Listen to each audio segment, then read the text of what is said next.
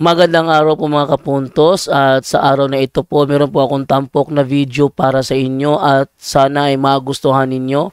Kaya sa mga bago pa po sa aming channel, please po don't forget to hit the subscribe button at ang notification bell para maging notified kayo sa bawat video na ilalabas ko sa channel na ito. At bilang kahilingan po ng punto por punto team at naway maintindihan po ninyo, sana po wag nyo pong i-skip yung mga ads sa aming mga video.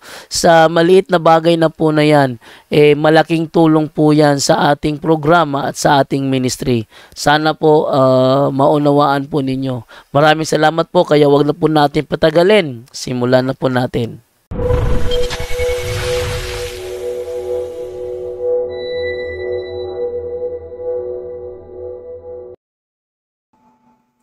Hello mga kapatid, magandang gabi po bago tayo mag-relax.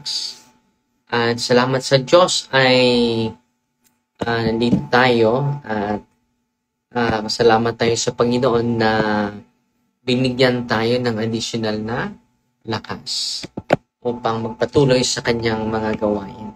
Okay? Sana po ay nasa mabuting kalagayan po kayo. Sa Paskong ito ay sa mga pagsubok na dinaanan natin sa last election, sa last year, last election na naman, election yung nasabi ko, ay, so greetings muna tayo. Ang ganda ng isi-share ko sa inyo ngayon. It is all about exorcism moment po. Ang unang noon sa atin sa Ani Gamalo Cabayaw. Salamat po. Si Jermaine is watching. Si Ruel Lumugdan is watching. Si Ayla May is watching. Si Gioni Kaagay. Dina Espe. Si Marie Prudenciado. Good evening po, Father Darwin. Good evening din. Si Amor Tabige Casero, nanood sa atin. Ang sarap na matulog, no? Pero mag-live tayo saglit na at nagpunta tayo kay Bishop Babet. Nalandito lang ako sa Tagbilaran. Nakapunta ako sa kanya. Si Agnes Esperagoza is watching. Si Rulan Adriatico Parani. Hello, Father Darwin. Si Jane Chin. Good evening po, Father Darwin. Si Iding Aparado is watching.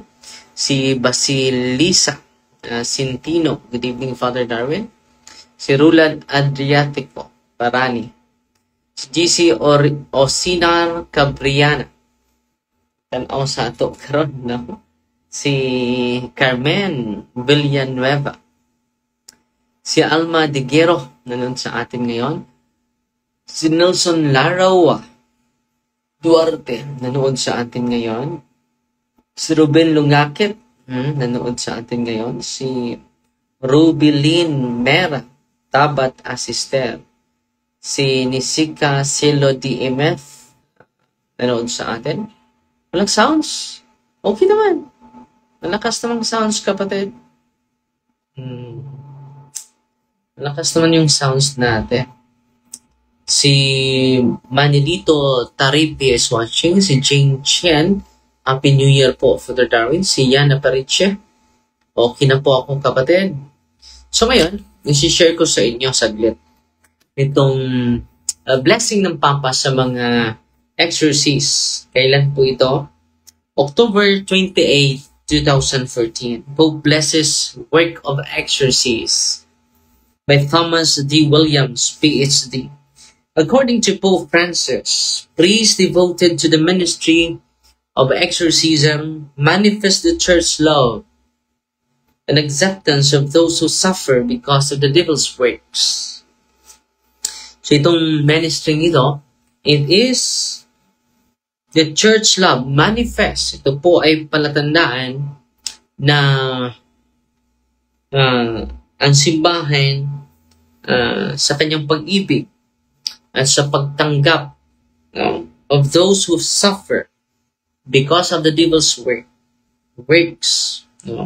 So, malinaw na malinaw, mga kapatid. Francis wrote, These words in a message addressed to Father Francisco Bamonte, the president of the International Association of Exorcists, is holding a convention in Rome this week. Vatican Radio has reported that more than 300 exorcists from all around the world have participated. So, ang dami, no? More than 300 exorcists all throughout the globe ang nag-attend.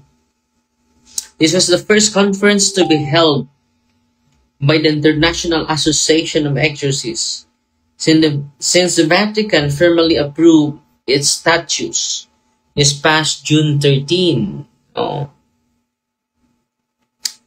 2014.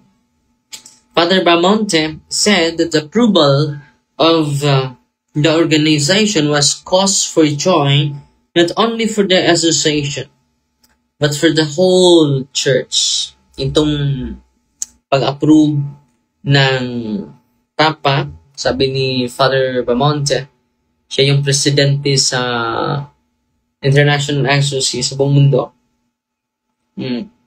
Not only cause for joy, not only for the association, but for the whole world, especially those who are oppressed, possessed, and spiritually harassed by the evil spirit. But for the whole church, and said that God calls some priests with this important ministry of exorcism, deliverance, to be able to accompany the persons with humility, faith, and charity. Ang ganda. Dr. Walter Cascioli, a psychiatrist, official spokesman for the association, told Vatican Radio that an increase in occultism and satanism has opened the door to demonic activity. The number of people taking part in these activities and experiencing serious social and psychological, spiritual, and moral damage has been growing, Cascioli said, along with an increase in other demonic phenomena such as vexation, obsessions, special diabolical possessions. Ito po yung spokesman sa association, official spokesman, psychiatrist, ang Dr. Walter Cascioli, inaamin niya na marami pala ang naharas, na oppressed, na obsessed, na infestation or total possession dahil sa increase in occultism and satanism. Pope Francis has spoken more insistently about the devil than his predecessors. So mas marami pa siyang sinasabi about the reality of evil compared to his predecessors, Pope Benedict. Earlier this month, the Pope spoke of the devil's patience in his temptation, in his ability to come back time and again. So, pasasyoso din yung demonyo. At kapag hindi tayo makuha ngayon, sa sunod na mga pagkakataon. No? In a homily last April, the Pope said to his listeners that we are tempted. We are the object of the devil's attacks. Yes, the devil exists. The devil exists. The Pope repeated, even in the 21st century. So, ang demonyo ay nag-exist hanggang ngayon. Hanggang sa 21st century. Yan ang sinabi ng ating mahal na Santo Papa. Hindi siya theological concept, hindi siya philosophical concept, but it is a spiritual reality. Yes, the devil exists. The devil exists. The Pope repeated even in the 21st century.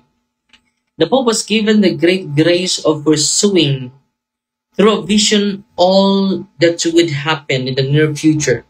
Was Pope Leo XIII, who served the Church during the turn of the 20th century.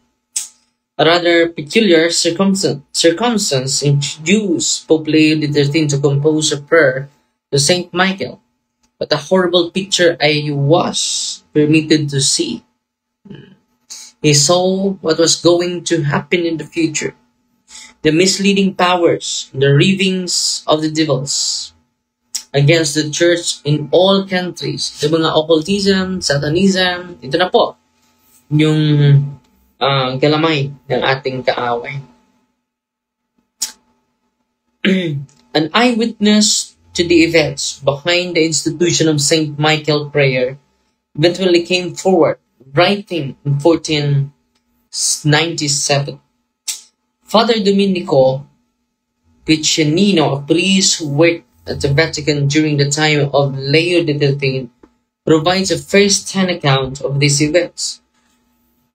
I do not remember the exact year. One morning, the great Pope Leo XIII has celebrated the Mass, and as usual was attending a Mass of Thanksgiving. Suddenly, we saw him raise his head and stare. Hindi pala siya natutulog nito sa kanyang ganda nito. I-highlight natin.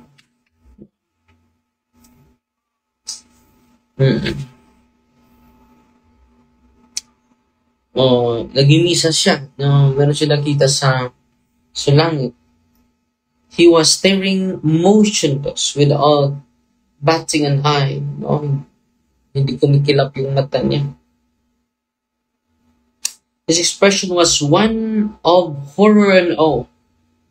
The color and look of his face changing rapidly. Something unusual and grave was happening in him. Finally, as though coming to his senses, he lighted but firmly tapped his hand and rose to his feet. He headed for his private office. About half an hour later, he called for the secretary for the congregation brides, handing him a sheet of paper, requested that it be printed and sent to all the ordinaries around the world. It is the plea to Mary and the passionate request to the Prince of Heavenly Hosts. Saint Michael, the Archangel, defend us in battle, beseeching God to send Satan to hell. We have to understand that the extraordinary demonic activity sets, meron siya nakita na kababalaghan, and then pinasulat niya yung prayer, kinukompose niya yung prayer ni Saint Michael of the Archangel. No? Kaya nga nagamit natin ito hanggang sa ngayon. We have to understand that extraordinary demonic activities such as possession, oppression, obsession, and infestation are merely the tip of the iceberg. Since the devil's main tactic is always to attack in a secret and hidden manner. Yung mga oppression, obsession, possession, just a tip of an iceberg. Pero ang laki ng root nito. No? There are two reasons that I see why the devil will always try to remain hidden.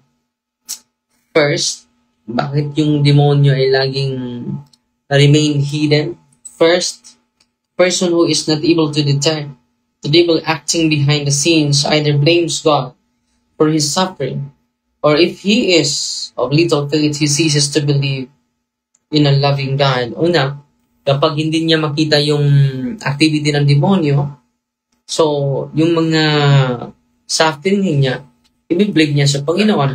At kung malit naman yung pananampalataya niya, lalong mawala. Will increase his or her doubt. Pangalawang rason.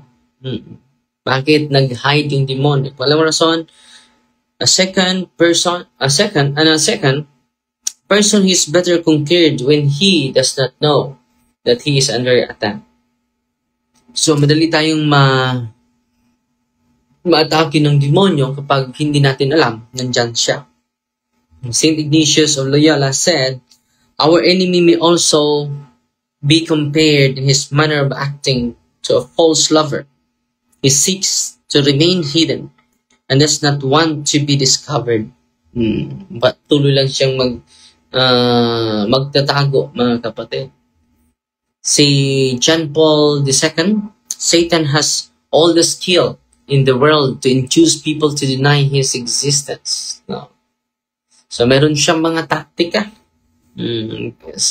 Skillful yung demonyo.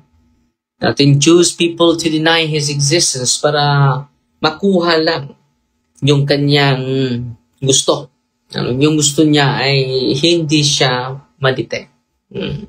Si Pope Francis said, in this generation, like so many others, people have been led to believe that the devil is a myth, a figure, an idea. The idea of evil, that the devil exists and we must fight against him. Pope Francis. So, malinaw na malinaw yan ha mga kapatid.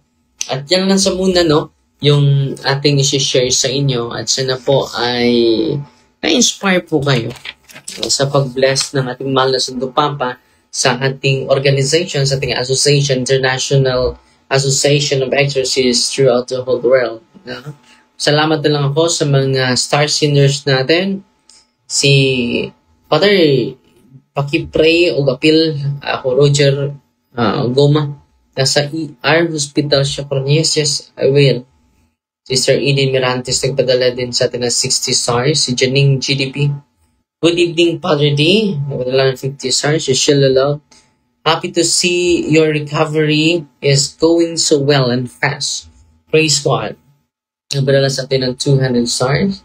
Si Gladys, nangunguna sa pagpadala.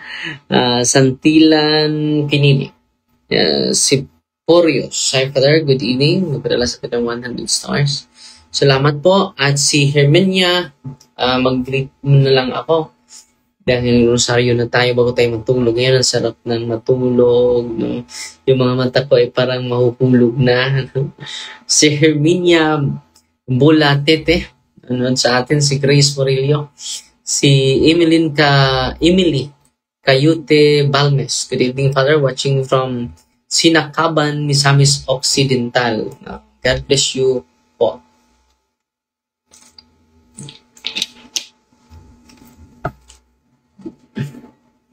Si Alice Binder, are you Catholic priest? Yes po.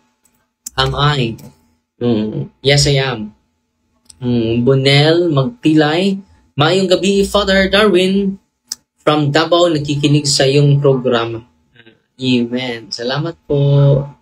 Sa Rebecca Baronia, nanood sa atin. Si Aileen Andam, maayong gabi, Father, watching from Gipos, nanood sa atin.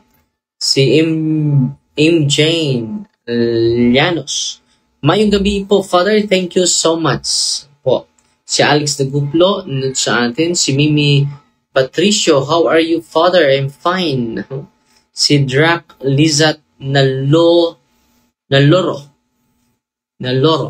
from Surigao Dinagat Island. Si Nanay Ninita Hapus Eyo, nanood sa atin. Si Guillermo Alaban, nanood din sa atin ngayon. Salamat tayo sa additional star senders. Glad we can get advance notice of your live after joining your channel. So, hindi kayo mag-ano sa channel natin. Dala sa atin ng 200 stars.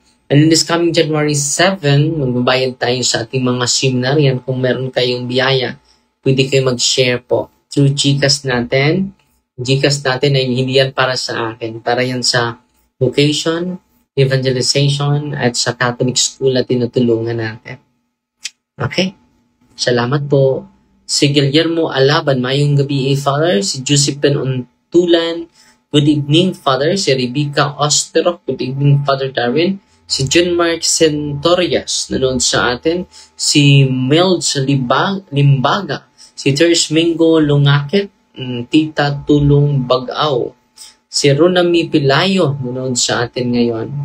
Si Ray Kagatan, good day, Father. Pwede po ba mag-pray over? Pero na ako diri sa church na nag-work. Thanks. Pwede ko magpa-pray over, no? Thanks and God bless. Bukas po, alas 8 hanggang alas 10, mag-consecration of senses. Maghanda ka ng olive oil, tubig at asin. I-bless natin.